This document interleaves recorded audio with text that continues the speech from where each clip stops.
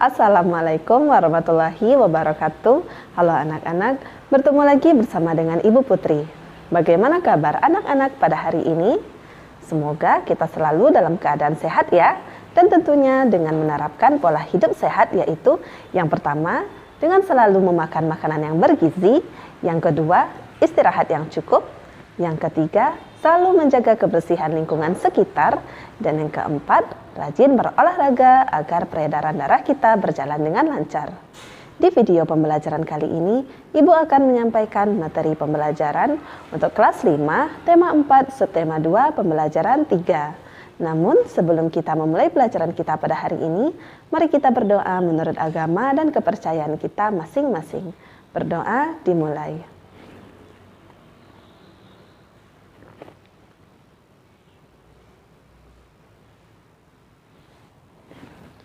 Berdoa selesai. Sebelum Ibu menyampaikan materi pembelajaran kita pada hari ini, Ibu akan menyampaikan tujuan pembelajaran yang harus kamu capai pada hari ini. Tujuan pembelajaran yang pertama yaitu, siswa dapat menjelaskan amanat pantun dengan benar. 2. Siswa dapat menunjukkan ciri-ciri pantun secara tepat. 3. Siswa dapat menentukan interaksi manusia dengan lingkungan sekitar. 4. Siswa dapat menentukan aktivitas masyarakat sekitar yang berkaitan dengan pembangunan sosial budaya. 5. Siswa dapat membuat laporan hasil observasi di lingkungan sekitar tentang aktivitas masyarakat sekitar dalam upaya pembangunan sosial budaya. 6. Siswa dapat menyebutkan tanggung jawab sebagai warga masyarakat. Dan 7. Siswa dapat mengamati pelaksanaan pengambilan keputusan sebagai wujud tanggung jawab sebagai warga masyarakat. Hari itu, Dayu dan teman-teman akan melakukan wawancara. Dayu, Edo, dan Lina sepakat untuk berangkat bersama. Mereka juga sepakat bahwa Dayu dan Edo akan menghampiri Lina terlebih dahulu. Kemudian berangkat lalu menuju ke tempat narasumber wawancara. Pantun adalah bentuk puisi Indonesia Melayu yang tiap baitnya terdiri atas 4 baris. Berikut merupakan ciri-ciri pantun. 1. Pantun bersaja abi-abi. 2. Satu bait terdiri atas 4 baris. 3. Tiap baris terdiri atas 8 sampai 12 suku kata. 4. 2 baris pertama adalah sampiran dan 2 baris berikutnya adalah isi pantun. Perhatikan pantun berikut ini. Saat malas dan tak bertenaga, jangan diam seperti pagar. Sebaiknya lakukan olahraga agar peredaran darah menjadi lancar. Ciri-ciri pantun di atas. 1. Baris pertama bersaja A, saat malas dan tak bertenaga, memiliki 9 suku kata. 2. Baris kedua bersajak R, jangan diam seperti pagar, memiliki 9 suku kata. 3. Baris ketiga bersajak A, sebaiknya lakukan olahraga, memiliki 11 suku kata. Dan 4. Baris keempat bersajak R, agar peredaran darah menjadi lancar, memiliki 13 suku kata. Sampiran dan isi pantun di atas yaitu, saat malas dan tak bertenaga merupakan sampiran, jangan diam seperti pagar merupakan sampiran, sebaiknya lakukan olahraga merupakan isi, dan agar peredaran darah menjadi lancar merupakan isi.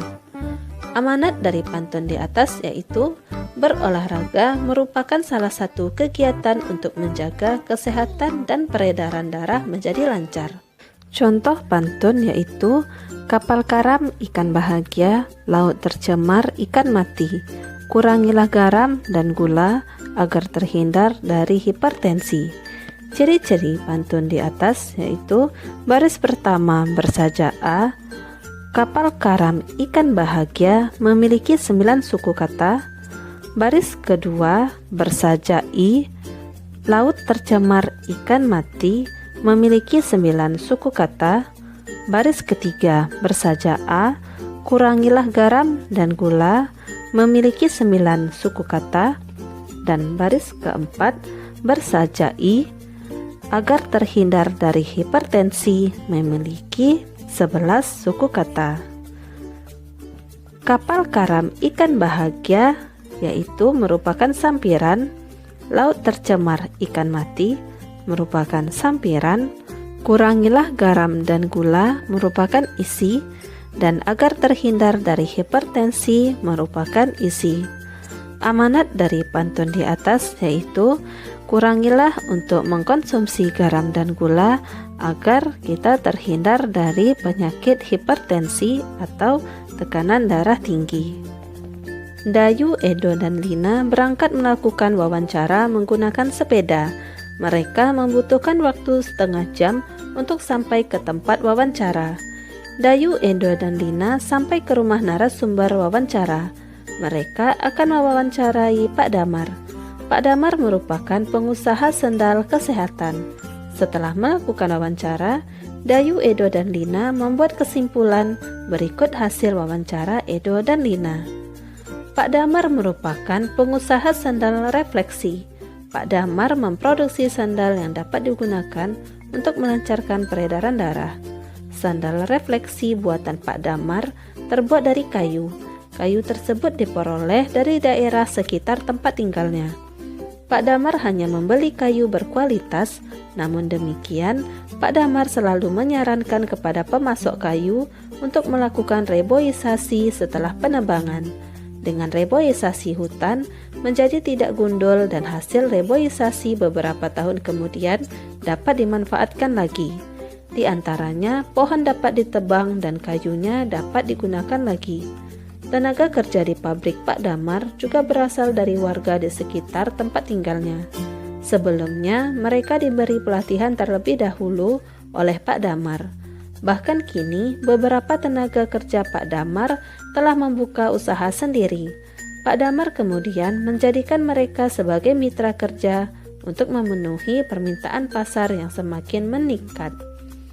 Interaksi manusia dan lingkungan pada bacaan di atas yaitu Pak Damar memanfaatkan kayu untuk memproduksi sandal refleksi. Beliau juga memberdayakan masyarakat sekitar sebagai tenaga kerjanya. Pengaruh interaksi manusia terhadap lingkungan bagi masyarakat dalam bacaan di atas yaitu pengaruh interaksi manusia terhadap lingkungan bagi masyarakat dalam bacaan. Pertama, pemanfaatan hasil sebagai sumber daya alam untuk kebutuhan manusia. 2, meningkatnya kesejahteraan masyarakat. 3, terbukanya lapangan kerja bagi masyarakat. Manfaat usaha Pak Damar bagi masyarakat di sekitarnya adalah 1. Meningkatkan taraf hidup masyarakat. 2. Membuka lapangan pekerjaan baru. 3. Memenuhi kebutuhan masyarakat terhadap sandal refleksi buatan Pak Damar. Yang dilakukan Pak Damar untuk mengurangi kerusakan lingkungan akibat usahanya adalah Pak Damar menyarankan kepada pemasok kayu untuk melakukan reboisasi pada lahan yang telah ia tebangi. Hubungan ketergantungan dalam bacaan yaitu Pak Damar membutuhkan pasokan kayu dari pemasok kayu untuk memproduksi sandal refleksi. Pemasok kayu membutuhkan Pak Damar untuk membeli kayunya. Dari hubungan ketergantungan tersebut, keduanya memperoleh keuntungan berupa uang. Pak Damar membutuhkan masyarakat di sekitarnya sebagai tenaga kerja untuk membuat sandal refleksi. Masyarakat di sekitarnya membutuhkan pekerjaan dari Pak Damar. Dari hubungan ketergantungan tersebut, keduanya memperoleh keuntungan berupa uang. Sore itu, dusun tempat Dayu tinggal akan mengadakan pemilihan ketua RW. Sebelum acara dimulai, Dayu membantu untuk mempersiapkan tempat pemilihan. Dayu membantu memberi alas di setiap meja. Dayu menyapu lantai, ruangan tempat pemilihan. Dayu juga membantu mempersiapkan makanan dan minuman untuk panitia pemilihan. Peran sertaku dalam pemilihan RW di lingkungan: 1. Turut serta dalam gotong royong menyiapkan tempat pemungutan suara. 2. Mengamati jalannya pemilihan ketua RW. 3. Membantu para ibu menyiapkan makanan. Ketua RW dipilih oleh seluruh masyarakat pada lingkungan terkait yang sudah mendapat hak pilih. Pemilihan ketua RW dilakukan di balai warga. Dayu mengamati jalannya pemilihan ketua RW. Dayu menulis laporan singkat mengenai pemilihan ketua RW. Berikut laporan singkat dibuat oleh Dayu. Sebagai warga masyarakat, kita bertanggung jawab untuk mengamati pelaksanaan pengambilan keputusan, baik dalam pemilihan ketua RW ketua RT maupun kepala desa. Kita harus mengamati. Selain itu, masyarakat juga dapat mengamati berbagai keputusan yang dikeluarkan oleh ketua RT, ketua RW, dan kepala desa. Pengambilan keputusan bersama dapat dilakukan melalui musyawarah untuk mufakat. Namun demikian, apabila tidak mencapai mufakat, dapat dilakukan voting. Cara pengambilan keputusan bersama yang biasa dilakukan dalam masyarakat di Indonesia yaitu dalam masyarakat Indonesia pengambilan keputusan bersama dilakukan melalui musyawarah. Musyawarah tersebut bertujuan untuk mencapai mufakat. Namun demikian, apabila tidak mencapai mufakat, maka akan dilakukan voting. Salah satu contoh voting adalah pemilihan umum. Masalah dalam masyarakat yang dapat dipecahkan melalui pengambilan keputusan bersama yaitu pemilihan ketua RT, RW, dan kepala desa, membuat jadwal ronda malam, dan melaksanakan gotong royong membersihkan lingkungan. Cara masyarakat melaksanakan tanggung jawabnya sebagai warga yaitu berpartisipasi dalam pemilihan RT, RW, dan kepala desa, menjaga keamanan lingkungan, dan menjaga kebersihan lingkungan.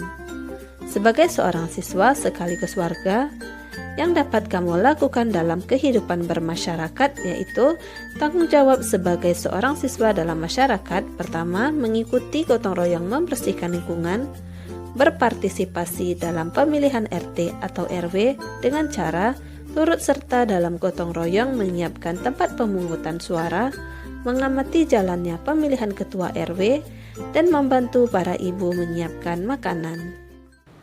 Sudah lelah untuk mengejar, beli bubur untuk jadi bekal. Capailah impian dengan belajar, karena belajar ilmu yang kekal. Demikianlah materi yang dapat Ibu sampaikan pada hari ini.